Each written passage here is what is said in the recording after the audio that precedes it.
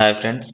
मैं उपेंद्र स्वागत करता हूँ डिजिटल पाठशाला क्लास फिफ्थ में। मैंने अब तक की 4 क्लासेस कंप्यूटर के बेसिक से डाली हैं। ये फिफ्थ क्लास है। जैसे कि मैंने वादा किया था कि हर 10 मिनट की अप्रोच क्लासेस में मैं आपको बेसिक कंप्यूटर बताऊंगा।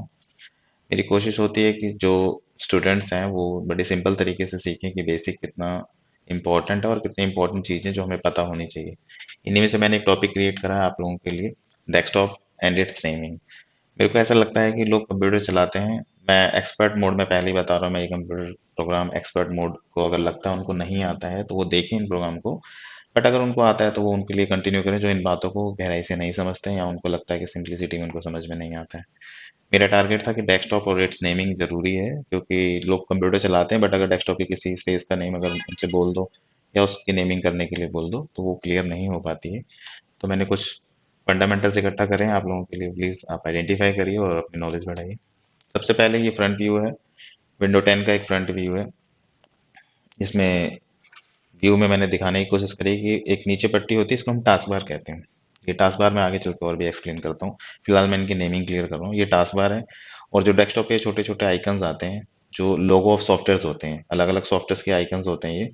इसके थ्रू सॉफ्टवेयर आइडेंटिफाई करने में आसानी होती है। हम इतना सिंपल छोटा छोटा लिखा हुआ पढ़ नहीं पाते, बट अगर आइकन्स देख लेते तो हमें पता लग जाता है किस सॉफ्टवेयर का आइकन होता है।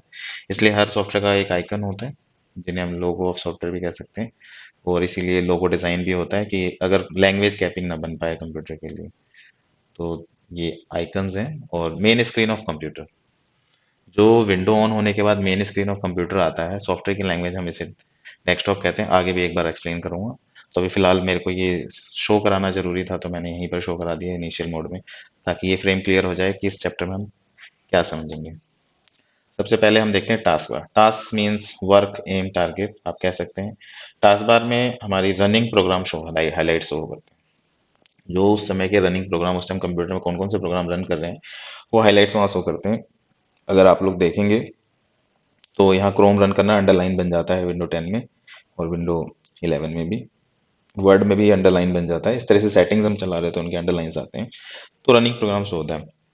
और ये कुछ कंटेंट अपने पास फेवरेट में रखता है, जैसे कि इंटरनेट एक्सप्लोरर यहाँ शो करता रहता है, प्ले स्टोर, विंडोज का स्टोर जो शो होता है वो विंडो स्टोर शो होता है।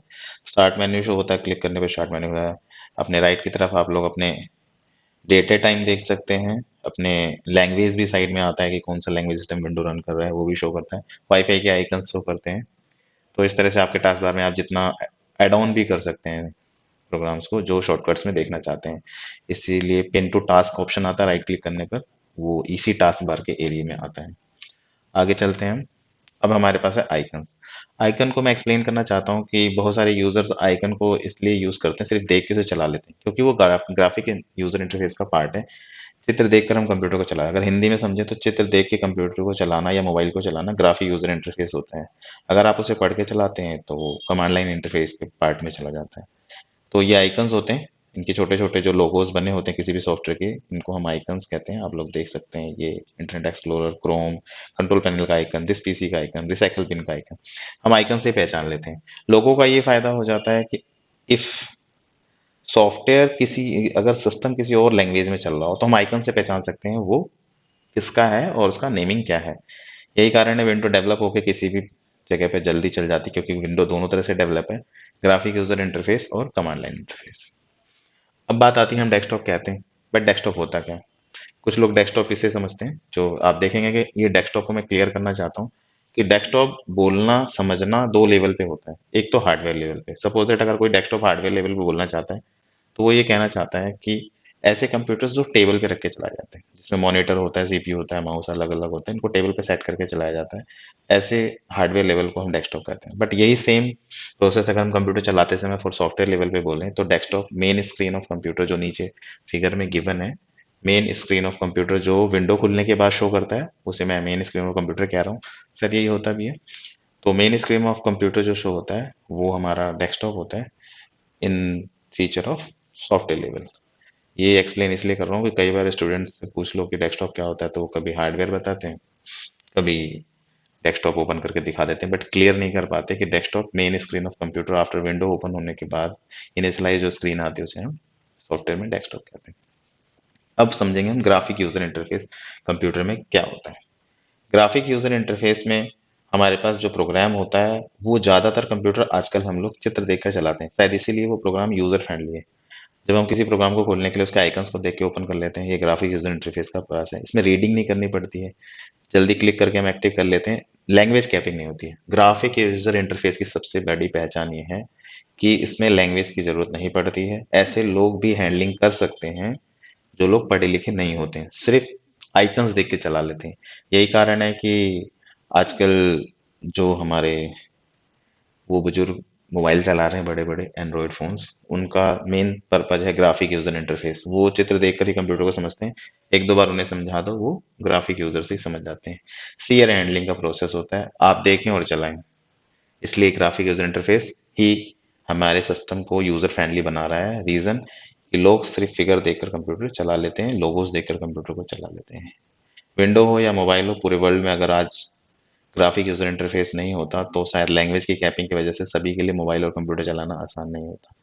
इसलिए ग्राफिक यूजर इंटरफेस कंप्यूटर का स्पेशल पार्ट है। आप ग्राफिक यूजर इंटरफेस को और डेप्थ में भी पढ़ सकते हैं नेट पर। तो मेरा टारगेट था कि आप लोग ये समझें कि आप कंप्यूटर को देख देख कर चलाते हैं। अगर आप रीडिंग प्रोसेस से चलाएं, उस प्रोसेस को हम कहते हैं command line interface. Command line interface, CLI short में बोल सकते हैं।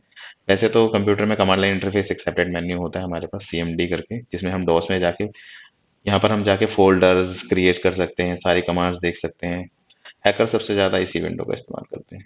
रीज़न कि डॉस में जाने के बाद हम उन कमांड्स को लगा सकते हैं जो विंडो की इंटरनल्स कमांड होती हैं। बट वो यूज़र, जो यूज़र अच्छे से कंप्यूटर को पढ़ते हैं, समझते हैं और फिर इसको चलाते हैं, उनके लिए डॉस कंप्यूटर्स बहुत अच्छा होता है और वो बहुत बढ़िया परफॉर्म कर पाते हैं। जो लोग ये चाहते हैं कि हम हैकिंग कोर्सेज को, इन कोर्सेज को करना चाहते हैं, उनके लिए डॉस विंडो और कमांड लाइन इंटरफेस कंप्यूटर का बहुत बढ़िया पार्ट होता है, जिसकी वजह से वो बहुत फास्टली कंप्यूटर चला पाते हैं। और हैकिंग ऑलरेडी फास्ट वर्किंग का काम है, माइंड शार्पनेस का काम है, तो सिस्टम को बैकएंड से अच्छा से समझा जाए, उसके लिए ज़रूरी है हम कमांड लाइन इंटरफेस पे ज़्यादा काम करें। और मैं भी रेकमेंड करता हूँ कि कमांड लाइन इंटरफेस कंप्यूटर के लिए बहुत ही अच्छा है। सबसे बड़ी चीज़ की इसकी हैंडलिंग रीडिंग से होती है, शॉर्टकट से होती है, जिससे कंप्यूटर की स्पीड चलाने की बढ़ जाती है।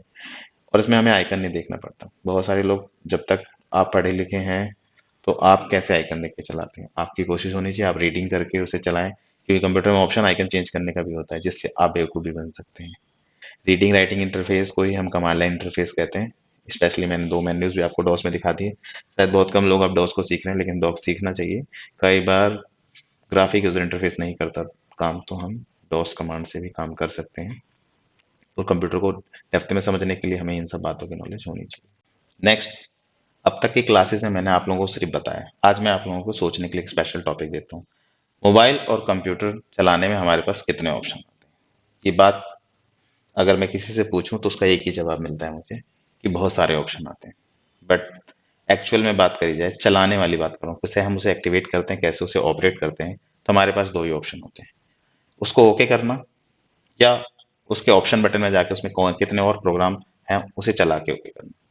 ऐसे अगर हम माउस का एग्जांपल ले लें तो माउस में M1, M3, M2 बटन है। M1 लेफ्ट क्लिक है, M2 राइट क्लिक और M3 स्क्रॉल बटन है। M1 और M2 जो एक्चुअल बटन है, M1 से ओके यानी लेफ्ट क्लिक से हम प्रोग्राम को ओके करते हैं और राइट क्लिक से हम प्रोग्राम के ऑप्शन में चले जाते हैं। जब हम किसी प्रोग्राम को ओके नहीं करते क्योंकि हमें उस प्रोग्राम के बारे में पता नहीं होता, तो राइट क्लिक करके हम उस प्रोग्राम के ऑप्शन में जाकर चेक कर सकते हैं कि वो प्रोग्राम किस किस प्रोग्रामिंग को रन कर पाएगा या चला पाएगा। सेम यही चीज़ मोबाइल में भी होती है। मोबाइल में आप लोग जो भी चीज़ें देखते हैं उसे क्लिक करते हैं तो वो ओके हो जाता है।